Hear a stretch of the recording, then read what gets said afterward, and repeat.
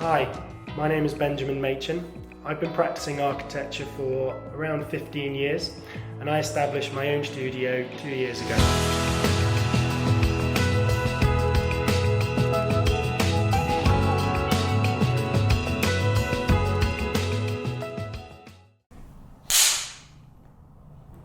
Hi, I'm Benjamin Machin. I'm an architect. I'm director of my own studio here in East London, and this is my Behind the Lens. So, I'm an architect. I worked for over 10 years in some really interesting practices in Liverpool and in London, and I established my own studio about 2 years ago.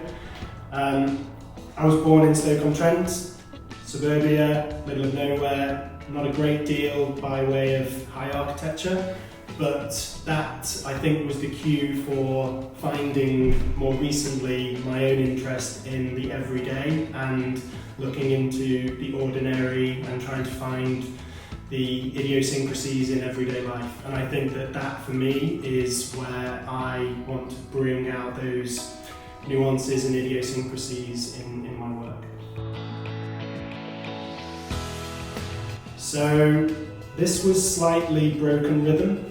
It's a tale of bad careers advice. I pretty much knew that I wanted to run something, to direct something, to have skin in the game since I was about 8 years old. I used to drive along with my dad and come up with ideas for things, running companies, rollerblade companies when I was a kid. I always sort of knew there was some enthusiasm to make something. And I decided that architecture would be a good outlet for that when I was a teenager. So I went and did some really interesting work experience with some kind of provincial architects, but it really did fuel me, even though the aspirations of those studios were not necessarily aligned with my recent experience. It really did fuel my endeavours. I am really grateful to a couple of people, we'll come on to that. I think that for me, there was this one episode that I wanted to talk about though, which is this idea of getting some bad careers advice, or somebody saying you're not up to it, you've got the wrong grades or things, and overcoming that for me and understanding that it's not a straight road, it's a really winding path to get there. Perseverance was a big ticket item for me. People.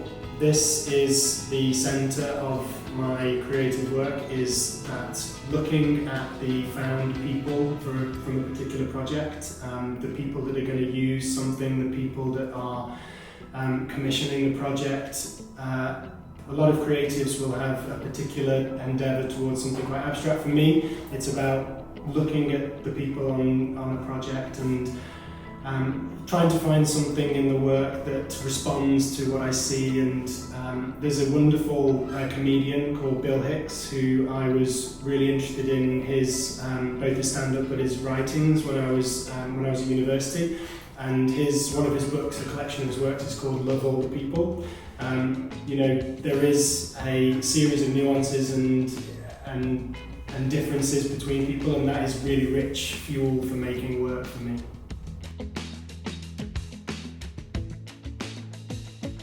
Yeah, so this is about looking and listening. There is this understanding of creative disciplines as being a really top-down approach, whereby I will bend this place to my will. For me, it's about opening these before I open this. I want to look at what's there and try and subvert those really interesting overlooked items. Spoke earlier about I was raised in, let's say, the countryside, the middle of nowhere, suburbia.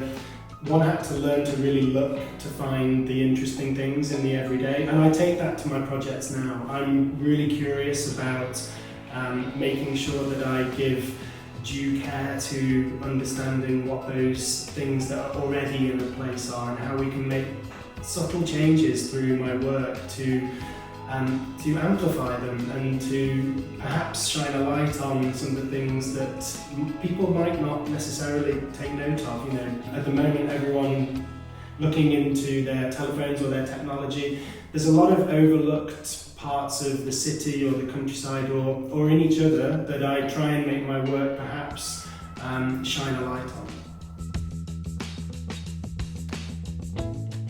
So this for me is about, I spoke earlier about being really interested in the running of a business or the directing of a project, and one has to dive in on that as well. I take that duty really seriously. It becomes part of the creative act for me. I want to make my business a place that offers well-being for anyone that comes to touch it or be around it. I really want to make sure that I'm not tunnel visioned on the architectural works. I want the studio to be a place where conversations happen, where people feel better for being around the making of architecture. I've had some really good experiences in the making of architecture, working for people, and that has brought in me a spirit of trying to be as generous as they were as well. I've also witnessed the toxic attitude in the creative discipline, and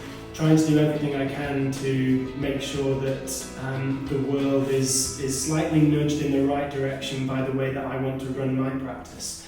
And you know, that comes as well in terms of the banal aspect of running a business. I take great seriousness in working closely with my accountant, going for dinner, making sure we hang out and making sure that I understand where the fun can be in running such banal tasks. And I think curiousness extends not only beyond looking at making spaces and looking at materials and drawing through a project, but also how can I set up a framework that allows me to make those projects that is also a really generous, spirited thing as well. So this is really easy to answer, the next one, and I'm being sincere. I really enjoy the serendipity and the happenstance of the things that come to me. I don't have grand ambitions to work on a particular type or a particular scale of architecture. I never really have. For me, if somebody comes and says, I have an ambition to do something in the built environment and I wish to make something with you, that is my world. I'm not really that interested if it's your nan's extension or if it's a piece of parliament. It really is irrelevant. I have a set of skills that I hone and craft towards making sure that I offer the best possible creative services. But in the same breath, the work that comes to me, I'm never going to try and bend that to my will. I think when I left, one of the questions my old director asked me was, tell me the business plan and we can understand how we can help you, you know, very generous people.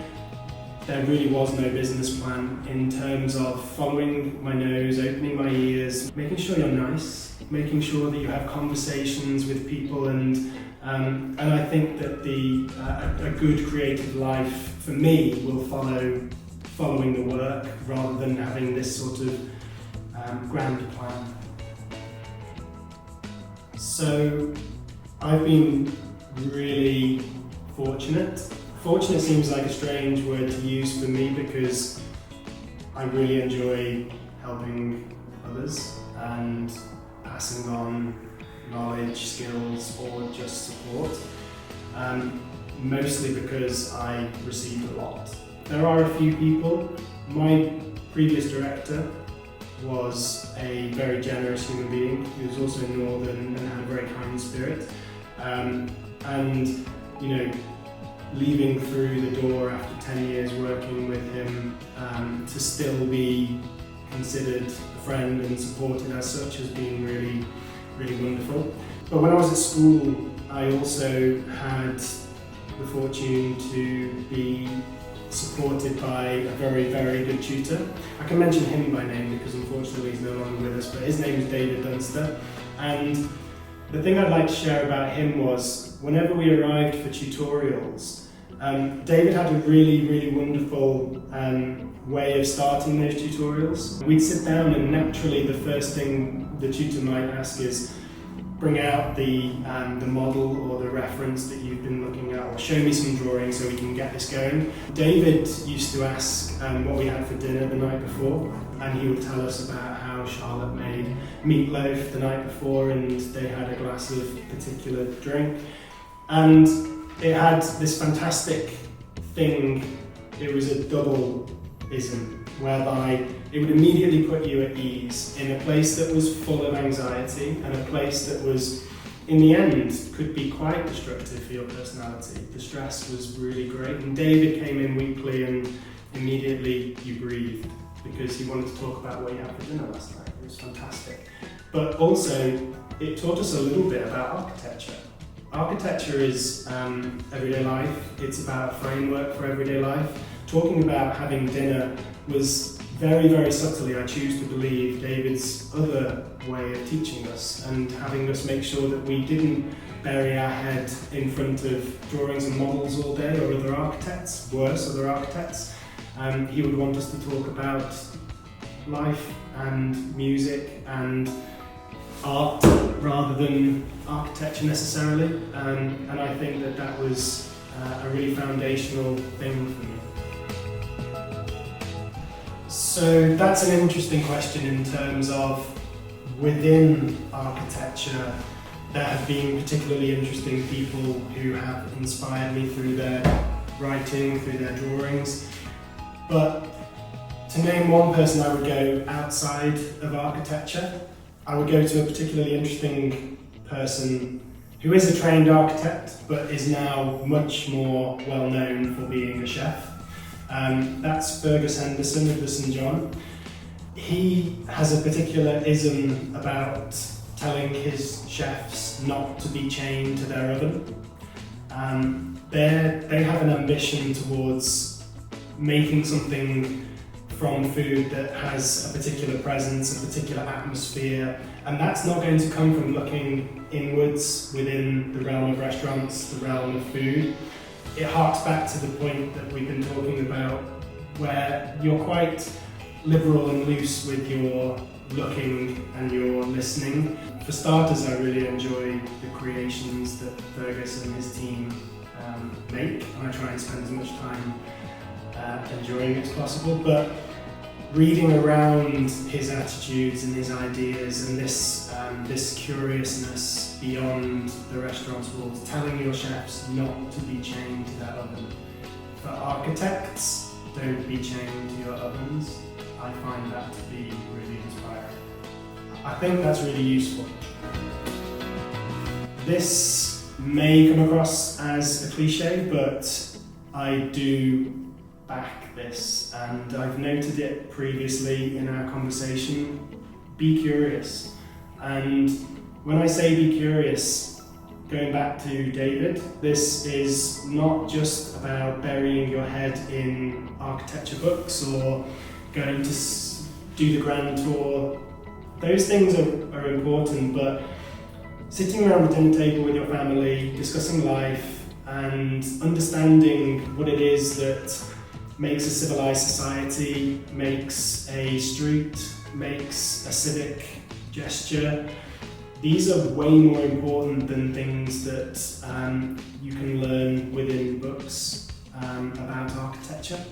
I think that my advice would certainly be to, no matter the context that you find yourself in at this moment, there is something that you can take by way of curiosity, looking, listening. I personally am much more interested in food than architecture. I'm much more interested in art than architecture, but they fuel my architecture in a way that nothing else could, because architecture, more than any other discipline, is never sort of over there or buried in a corner. It is absolutely all around us at all times. And I think that it is so important to never get a habit of tunnel vision, to ensure that everything is valid that you look at. And when you go and visit your parents at their house and you you take a moment to understand that this is all rich vitamins for making you a better creative designer.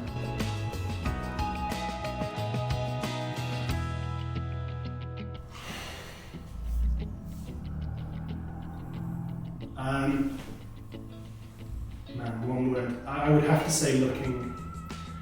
It sounds slightly disappointing as a word that comes when you think about passion, but I've been realising a lot these last years that all the other senses are way more important than talking, and architects are really good at talking, telling, saying, demanding.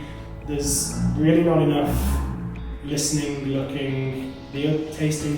It's far more important. And if I was to say, when it comes to passion, my passion is certainly looking, going to galleries a lot, taking my kids to galleries and museums as much as I can, ensuring that I'm looking at people, looking at the world around me as this really rich source of vitamins that gets processed subliminally by me every single day and just chips away at making me a better designer. It's an effortless thing, but if I endeavour to make my passion looking more intently, mindfully looking at the world around me, I sincerely believe that it's starting to make me a much better designer than the person who perhaps might open their mouth first and their eyes. This, now, I'm really fortunate. I set up my own studio 2 years ago. The idea of a dream, I spoke about 8-year-old me in the car with my dad, having this adventure in my head on a sort of weekly basis about making something, directing something, having a little spot in the world that you maybe did some things that you thought were quite good. I'm kind of chipping away at doing that, and I feel really proud but also very privileged to do it. I take that responsibility very seriously. I look after my projects, I look after my clients, and also it gives me a really good opportunity to look after my family and to spend more time with my family and more time with my friends. When you say dream, I could have said a few things, but honestly it's probably just a good way of summarising things right now.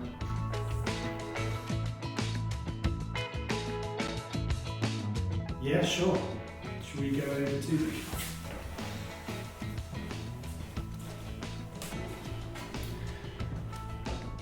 So, in terms of making architecture, there are many facets to the way that we study space and materials in the studio, but model making is an implicit part of that. We make models over a variety of scales, and I think that the three that we've got in front of us here show this.